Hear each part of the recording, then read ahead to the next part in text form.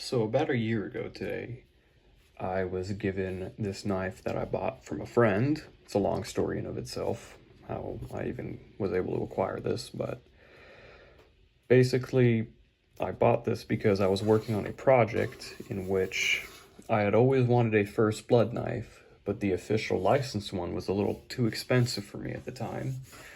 So it started with the $10 Harbor Freight knife, but eventually I saw a review on this, and after looking into it more, I realized I could have a more accurate looking knife compared to the Harbor Freight knife. And on top of that, it would be more durable. So these were two dreams I had that could be accomplished by one knife. One being a first blood knife, two, a hollow handle knife that could be used in the field. So eventually I got it about a year ago today. And I, at the time, took some green leather and just wrapped it around the handle. I'll show a picture up kind of in the corner of how it originally looked. I had a different leather sheath for it that I customized, and then eventually I went out and got this mossy oak leather sheath, customized it by adding a button snap, and eventually drilled a hole for a leg tie at the bottom. But I've had this knife for about a year, and it's been on some crazy stuff with me, a lot of dumb teenager stuff, but kind of today I just want to talk about how it's held up over that time. So here's the knife. The blade, another reason I got it again was because the blade is slightly more accurate to how it would have looked in First Blood.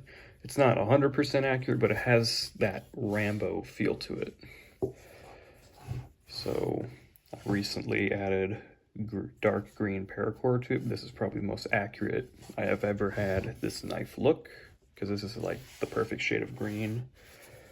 The other paracord I had was light green, and then the leather that I originally had on it was like, it was about this same shade. I actually really like that leather. It had such a good grip and it was really nice.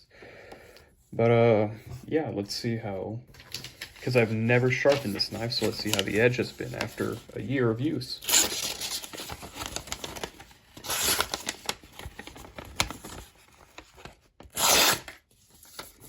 I mean, it's not razor sharp anymore. I don't think it ever was, but it has been through a lot, like batoning wood, chopping at trees, being thrown, stabbing stuff. And it's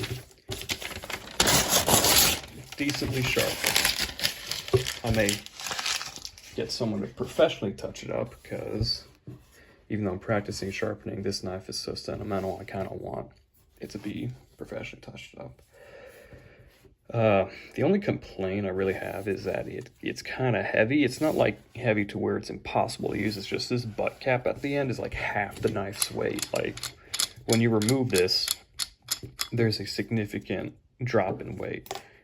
And this is the modified survival kit I put in there. I like the paracord that I can just pull it out of there, because otherwise it would be really hard to get in and out. Yeah, I'm not kidding when I say this knife has been through a lot. Me and my friends would kind of go to this peninsula on a lake, and we would go there with our kayak, so I would use the anchor kind of accessory that this knife came with, and I would use it to rope myself up and pull up my kayak onto the kind of peninsula. And then we found a small cliff, and I might play the video in a second or at the end, but basically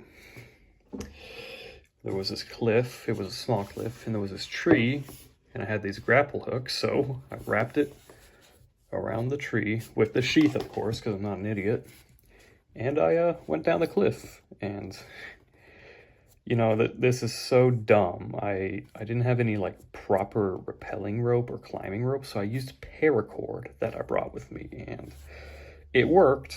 I was really dirty, but it worked. But yeah, so the grapple accessory does work, because I also then later would climb back up using the knife, and I would chop down small trees with it. I would throw it and baton wood. So all those who say you can't baton wood with a hollow handle, you can't baton it with your cheap hollow handles from the 80s, but something built like this, you can definitely baton wood. Of course, it's not indestructible. Hollow handles are obviously weaker than full tangs, and no knife is indestructible. There can always be an idiot who can break it. But if you know how to take care of your tool and use it right, you can abuse it a little bit as long as you treat it afterwards. And this knife, I've treated it. I've always kind of tried taking care of it even with my stupid antics, but it has held up really well.